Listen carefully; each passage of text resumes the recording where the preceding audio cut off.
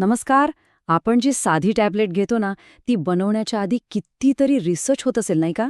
आज आपण त्याच प्रवासातल्या सगळ्यात पहिल्या आणि सगळ्यात महत्त्वाच्या स्टेपबद्दल जाणून घेणार आहोत.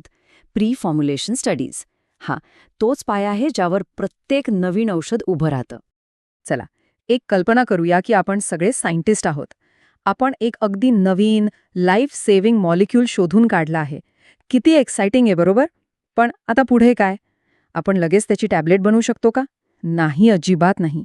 त्याच्या आधी आपल्याला त्या मॉलिक्यूलला नीट ओळखून घ्यावं लागेल. तर मग सुरुवात नक्की करायची कुठून? याच प्रश्नाचं उत्तर आज आपल्याला मिळणार आहे. बरं, तर या पूर्ण प्रोसेसला समजून घेण्यासाठी आपण हा रोडमॅप फॉलो करणार आहोत. सगळ्यात आधी मेडिसिन बनवण्याची ही पहिली स्टेप म्हणजे नक्की काय ते समजून घेऊया. मग आपण ड्रगच्या सॉलिड ओळखीबद्दल बोलू. तो पाण्यासोबत कसा वागतो आणि बॉडीमध्ये कसा ॲब्झॉर्ब होतो ते बघू. त्यानंतर त्याच्या पावडरच्या गुणधर्मांबद्दल आणि सगळ्यात शेवटी ते ड्रग किती दिवस चांगलं राहील याचा अभ्यास करू. आणि हो, शेवटी परीक्षेसाठी एक स्पेशल सेक्शन आणि फुल रिकॅपसुद्धा आहे. चला तर मग सुरू करूया आपल्या पहिल्या सेक्शनपासून.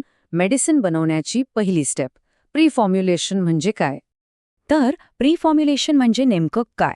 सोप्या शब्दात सांगायचं तर ही एक पहिली भेट आहे एक सायंटिस्ट आणि एका नवीन ड्रग मॉलिक्यूलमधली.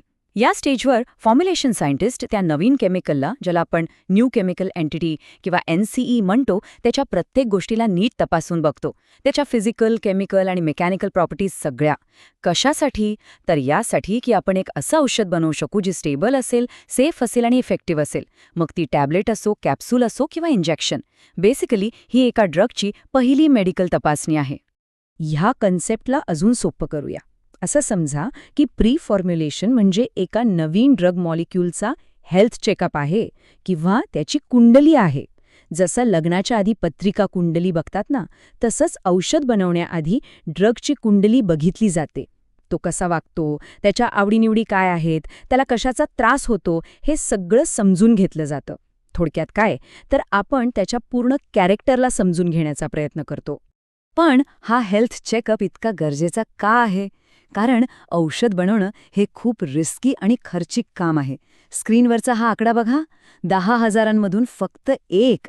याचा अर्थ असा की प्रत्येक 10,000 संभाव्य ड्रग्जपैकी फक्त एकच औषध मार्केटपर्यंत पोहोचतं.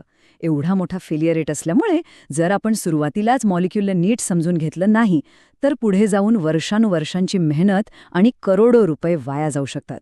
म्हणून ही पहिली स्टेप खूप क्रिटिकल आहे. तर मग हे प्री फॉर्म्युलेशन या पूर्ण प्रोसेसमध्ये नक्की कुठे बसतं? हा फ्लोचार्ट आपल्याला ते स्पष्टपणे दाखवतो. बघा, सगळ्यात वर आहे न्यू केमिकल एंटिटीचा शोध. त्याच्यानंतर लगेच येतात प्री क्लिनिकल स्टडीज आणि त्यातलीच पहिली आणि सगळ्यात महत्त्वाची स्टेप आहे आपला टॉपिक प्री फॉर्म्युलेशन. याचा अर्थ कोणतंही औषध माणसांवर टेस्ट होण्याच्या खूप आधी ही स्टेप घेतली जाते. हीच पुढच्या संपूर्ण प्रवासासाठी एक मजबूत पाया तयार करते.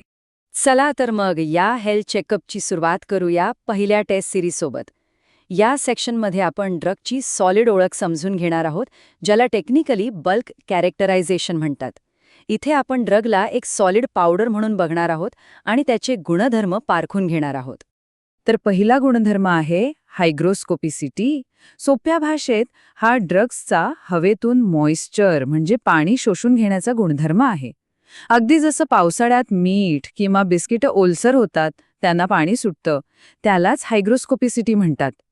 जर ड्रग हायग्रोस्कोपिक असेल तर ते वातावरणातून पाणी खेचून घेईल आणि ओलसर होईल. आता इथे दोन अगदी विरुद्ध गुणधर्म बघूया. एक आहे हायग्रोस्कोपिसिटी, जिथे ड्रग हवेतून पाणी शोषून घेतो आणि मिठासारखा ओलसर होतो. आणि त्याच्या अगदी उलट आहे एफ्लोरेसन्स. इथे ड्रगमध्ये जे पाणी आधीपासून असतं ते तो हवेत सोडून देतो आणि अजूनच सुका होतो. सोपं आहे, एक पाणी घेतो तर दुसरा पाणी देतो. बरं, पण जर आपण या हायग्रोस्कोपिसिटीकडे दुर्लक्ष केलं तर काय होईल? हा चार्ट बघा. सगळ्यात मोठा प्रॉब्लेम होतो तो म्हणजे पुअर पावडर फ्लो.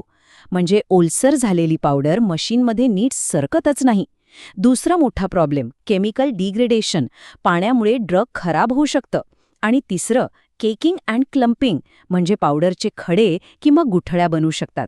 या सगळ्यामुळे टॅबलेट बनवणं जवळजवळ अशक्य होऊन जातं. ड्रगचं सॉलिड नेचर तर आपण समजून घेतलं. आता आपल्या चेकअपचा पुढचा टप्पा आहे आपलं ड्रग पाणी आणि तेलकट पदार्थांसोबत कसं वागतं हे बघणं. याला म्हणतात सॉल्युबिलिटी अँड पार्टिशनिंग. हे खूप महत्वाचं आहे, कारण आपली बॉडीसुद्धा तर पाणी आणि फॅट्सने बनलेली आहे, नाही का? इथे खूप महत्वाची टर्म आहे पार्टिशन कोएफिशियंट किंवा लॉग पी. हे काय आहे? हे ड्रग्सच्या ऑइल लव्हिंग नेचरचं एक माप आहे. हे आपल्याला सांगतं की ड्रगला ऑइली वातावरण जास्त आवडतं की पाण्यासारखं वातावरण. जसं की आपल्या बॉडीमधले सेल मेम्ब्रेन्स हे ऑइली असतात आणि रक्त हे पाण्यासारखं. तर विचार करा, एखादी व्यक्ती आहे जिला घर, पाणी आणि ऑफिस, तेल दोन्ही आवडतं, तर ती जास्त वेळ कुठे घालवेल? हे कळलं की आपण ड्रगचे ॲब्झॉर्प्शन कसं होईल हे सांगू शकतो. तर ही लॉग पी व्हॅल्यू काढतात कशी? यासाठी एक खूप सोपी मेथड वापरतात, जिला शेक फ्लास्क मेथड म्हणतात. यामध्ये सायंटिस्ट एका फ्लास्कमध्ये ड्रग, ऑक्टेनॉल, जे एक प्रकारचे तेल आहे, आणि पाणी घालून जोरात शेक करतात. थोड्या वेळाने तेल आणि पाण्याचे वेगवेगळे लेयर्स तयार होतात. मग सायंटिस्ट चेक करतात की प्रत्येक लेयरमध्ये किती ड्रग गेला आहे. यावरून स्पष्ट करतं की ड्रगला तेल जास्त आवडतं की पाणी. तर या नंबरचा शेवटी अर्थ काय? हा फक्त एक नंबर नाहीये. औषधाच्या ॲब्झॉर्प्शनसाठी एक स्वीट स्पॉट असतो. रिसर्च सांगतं की ज्या कंपाऊंड्सची लॉग पी व्हॅल्यू 1 आणि 3च्या मध्ये असते त्यांचं ॲब्झॉर्प्शन चांगलं होतं. म्हणजे जर लॉग पी या रेंजमध्ये असेल तर तो ड्रग आपल्या बॉडीच्या मेम्ब्रेन्सना सहज पार करून पोटातून रक्तात पोचू शकतो. हा एक खूप महत्वाचा अंदाज आहे. आपला पुढचा सेक्शन आहे पावडरच्या बिहेवियरबद्दल. याला म्हणतात मायक्रोमेरिटिक्स. इथे आपण पावडरच्या लहान लहान कणांच्या गुणधर्मांचा अभ्यास करतो. हे गुणधर्म टॅब्लेट बनवण्याच्या प्रत्यक्ष मॅन्युफॅक्चरिंग प्रोसेससाठी प्रचंड महत्वाचे असतात. मायक्रोमेरिटिक्समध्ये आपण काही खास गोष्टी बघतो, जसं की पार्टिकल साईज आणि शेप. लहान कण वेगळे वागतात, मोठे वेगळे. डेन्सिटी, यावरून कळतं की एका टॅब्लेटमध्ये किती ड्रग बसेल. पोरोसिटी, कणांच्या मध्ये किती मोकळी जागा आहे. फ्लो प्रॉपर्टीज, पावडर मशीनमध्ये सहज वाहणार की नाही. आणि कॉम्प्रेसिबिलिटी, पावडर दाबल्यावर एक मजबूत टॅब्लेट बनेल की नाही. हे सगळं मिळून ठरवतं की आपण एक परफेक्ट टॅब्लेट बनवू शकतो की नाही. पावडर फ्लो हा कन्सेप्ट समजून घ्यायला ही साधी तुलना बघा. चांगला फ्लो असलेली पावडर म्हणजे वाळू किंवा साखरेसारखी.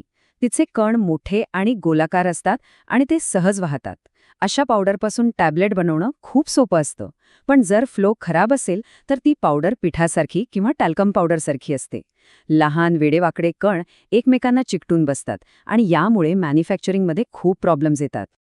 आता येऊया आपल्या हेल्थ चेकअपच्या शेवटच्या टप्प्याकडे. ड्रग किती काळ टिकणार, म्हणजेच स्टॅबिलिटी ॲनालिसिस. इथे आपण हे ठरवतो की ड्रगची शेल्फ लाईफ किती असेल आणि कोणत्या परिस्थितीत ते खराब होऊ शकतं. अगदी जसं दूध गरम हवामानात लवकर खराब होतं तसंच काहीसं.